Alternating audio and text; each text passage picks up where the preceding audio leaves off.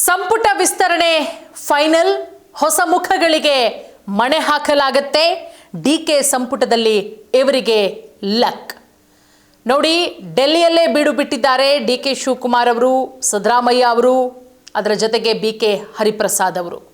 ಮೂರೂ ಜನ ಕೂಡ ರಾಹುಲ್ ಗಾಂಧಿ ಅವರ ಜೊತೆಗೆ ಚರ್ಚೆಯಾಗುತ್ತೆ. ಮಲ್ಲಿಕಾರ್ಜುನ ಖರ್ಗೆ ಅವರ ಜೊತೆಗೆ ಚರ್ಚೆಯಾಗುತ್ತೆ. ಎಐಸಿಸಿ ಅಧ್ಯಕ್ಷರು, ಅದರ ಜೊತೆಗೆ ಕೆಸಿ ವೇಣುಗೋಪಾಲ್, ಸುರ್ಜೇವಾಲಾ ಎಲ್ಲರೊಟ್ಟಿಗೂ ಚರ್ಚೆ ಮಾಡಿ ಒಂದು ಫೈನಲ್ ಪಟ್ಟಿಯನ್ನು ಹೊತ್ತು ತರಲಿದ್ದಾರೆ ರಾಜ್ಯಕ್ಕೆ. ರಾಜ್ಯದಿಂದನೂ ಕೂಡ ಸಾಕಷ್ಟು ಜನ ಶಾಸಕರು ಇಲ್ಲಿ ಕೂರೋದಕ್ಕಾಗ್ತಿಲ್ಲ, ನಿಲ್ಲೋದಕ್ಕಾಗ್ತಿಲ್ಲ. ಒಟ್ರಾಸಿ ಅವರು ಸಚಿವರಾಗಲೇಬೇಕು. ಅಲ್ಲೇನು ನಡೀತಾ ಇದೆ, ನಮ್ಮ ಹೆಸರು ಇದೆಯಾ ಇಲ್ವಾ, ಏನು ಮಾಡೋದು, ಎಷ್ಟು ದಿನಗಳ ಕಾಲ ಲಾಬಿ ಮಾಡಿದ್ದೀವಿ ನಾವು, ನಮ್ಮ ಹೆಸರು ಇರಲೇಬೇಕು ಅಂತ ಇಲ್ಲಿ ಕೂರಕ್ಕೆ ಆಗ್ತಾ ಇಲ್ಲ ರಾಜ್ಯದಲ್ಲಿ.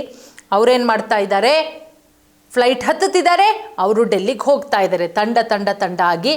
ಸೊ ಹಾಗಾಗಿ ಕ್ಲೈಮ್ಯಾಕ್ಸ್ ಹಂತಕ್ಕೆ ಬಂದಿರೋದ್ರಿಂದ ರೇಸಲ್ಲಿ ಯಾರೆಲ್ಲ ಇದ್ದಾರೆ, ಯಾರ ಹೆಸರು ಪಟ್ಟಿಯಲ್ಲಿದೆ, ಇಂಥವ್ರೇನಾದರೂ ಸಚಿವರಾಗ್ತಾರಾ, ಆದರೆ ಯಾವ್ಯಾವ ಖಾತೆಯನ್ನು ಕೊಡಬಹುದು, ಎಲ್ಲದರ ಬಗ್ಗೆ ಕಂಪ್ಲೀಟ್ ಆದಂತಹ ಡೀಟೇಲ್ಸ್ ಈ ವಿಡಿಯೋದಲ್ಲಿ ನೋಡಿ. ಯಾವ ರೀತಿ ಈ ಬಾರಿ ಎರಡನೇ ಪಟ್ಟಿ ರಿಲೀಸ್ ಮಾಡ್ತಾ ಇದ್ದಾರೆ ಅಂತ ಹೇಳಿದ್ರೆ, ಜಾತಿವಾರು, ಸಮುದಾಯದವಾರು ಎಲ್ಲವನ್ನೂ ಕೂಡ ಕನ್ಸಿಡರ್ ಮಾಡಿ, ಅದರ ಜೊತೆಗೆ ಅವರ ವರ್ಚಸ್ಸು. ಯಾಕಂದರೆ 2028ಕ್ಕೆ ರಾಜ್ಯದಲ್ಲಿ ಮತ್ತೊಮ್ಮೆ ಕಾಂಗ್ರೆಸ್ ಸರ್ಕಾರ ಅಧಿಕಾರಕ್ಕೆ ಬರಬೇಕು.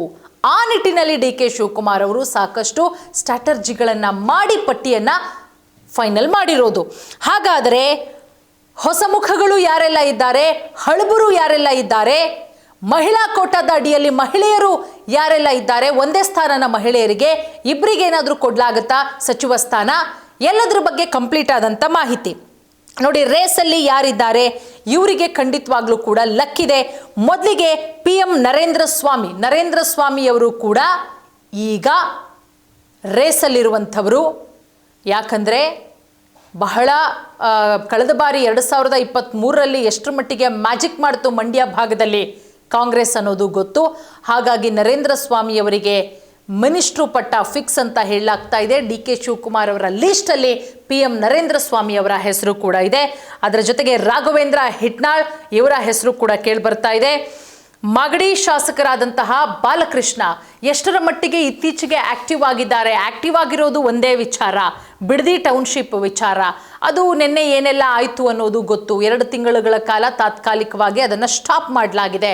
ಆದರೂ ಕೂಡ ಮಾಗಡಿ ಶಾಸಕರಾದಂತಹ ಬಾಲಕೃಷ್ಣ ಅವರು 93ರಿಂದ ಅವರು MLA ಆದಂಥವರು, ಮೂರೂ ಪಕ್ಷದಲ್ಲೂ ಇದ್ದಂಥವರು, ಯಾವ ಪಕ್ಷದಲ್ಲೂ ಕೂಡ ಅವರು ಮಿನಿಸ್ಟರ್ ಆಗಲಿಲ್ಲ. ಅದಾದ ಮೇಲೆ ಕಾಂಗ್ರೆಸ್ಸಿಗೆ ಬರ್ತಾರೆ. ಕಾಂಗ್ರೆಸ್ಸಿಗೆ ಬಂದ ದಿನದಿಂದ ಟಿಲ್ ಇಲ್ಲಿಯವರೆಗೂ ಕೂಡ ಎಲ್ಲೂ ಕೂಡ ಡಿಕೆ ಶಿವಕುಮಾರ್ ಅವರನ್ನ ಬಿಟ್ಕೊಟ್ಟು ಮಾತಾಡಿಲ್ಲ. ಡಿಕೆ ಶಿವಕುಮಾರ್ ಅವರು ಮುಖ್ಯಮಂತ್ರಿ ಆಗೋದಕ್ಕಿಂತ ಮುಂಚೆನೂ ಕೂಡ ಅವರ ಪರ ಬ್ಯಾಟ್ ಬೀಸ್ತಾರೆ. ಮುಖ್ಯಮಂತ್ರಿ ಆದ ನಂತರ ಇನ್ನೂ ಕೂಡ ಜಾಸ್ತಿ ಮಾಡಿದ್ದಾರೆ. ಹಾಗಾಗಿ ಅವ್ರನ್ನಂತೂ ಡಿಕೆ ಶಿವಕುಮಾರ್ ಅವರು ಬಿಟ್ಕೊಡಲ್ಲ ಅನ್ನುವ ವಿಚಾರ. ಸೊ ಬಾಲಕೃಷ್ಣ ಅವರು, ಅದರ ಜೊತೆಗೆ ಪೊನ್ನಣ್ಣ ಅವರ ಹೆಸರು ಕೂಡ ಬಹಳಷ್ಟು ಜೋರಾಗಿ ಕೇಳಿ ಬರ್ತಾ ಇದೆ. ರಿಜ್ವಾನ್ ಹರ್ಷದ್, ಸಲೀಂ ಅಹಮದ್. ನಾನು ನಿಮಗೆ ಆರಂಭದಲ್ಲೇ ಹೇಳಿದೆ, ಹೊಸ ಮುಖಗಳಿಗೆ ಮಣೆ ಹಾಕಲಾಗುತ್ತೆ ನೋಡಿ. ಡಿಕೆ ಶಿವಕುಮಾರ್ ಅವರ ಸಂಪುಟದಲ್ಲಿ ಮೊದಲನೇ ಲಿಸ್ಟಲ್ಲಿ 13 ಜನರಲ್ಲಿ ಯತೀಂದ್ರ ಸಿದ್ದರಾಮಯ್ಯ ಅವರನ್ನ ಬಿಟ್ಟರೆ, ಇನ್ನುಳಿದಂತಹ ಎಲ್ಲರೂ ಕೂಡ ಯತೀಂದ್ರ ಸಿದ್ದರಾಮಯ್ಯ ಅವರನ್ನ ಬಿಟ್ಟರೆ ಎಲ್ಲರೂ ಕೂಡ ಹಳಬರೇ.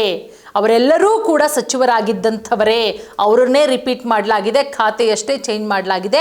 ಬಟ್ ಡಿಕೆ ಶಿವಕುಮಾರ್ ಅವರ ಸಂಪುಟದಲ್ಲಿ ಇದ್ದಂತಹ ಒಂದಷ್ಟು ಜನರಿಗೆ ಅದೇ ಖಾತೆ, KH ಮುನಿಯಪ್ಪ ಮತ್ತು ಇನ್ನೊಂದಿಷ್ಟು ಜನರಿಗೆ ಅದೇ ಖಾತೆಯನ್ನು ಕಂಟಿನ್ಯೂ ಕೂಡ ಮಾಡಲಾಯಿತು.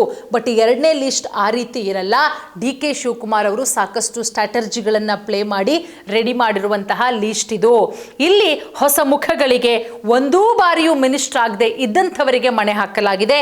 ರಾಘವೇಂದ್ರ ಹಿಟ್ನಾಳ್ ಇರಬಹುದು, PM ನರೇಂದ್ರ ಸ್ವಾಮಿ ಇರಬಹುದು, ಬಾಲಕೃಷ್ಣ ಇರಬಹುದು, ಪೊನ್ನಣ್ಣ, ರಿಜ್ವಾನ್ ಹರ್ಷದ್, ಸಲೀಂ ಅಹಮದ್, MLC ಸಲೀಂ ಅಹಮದ್.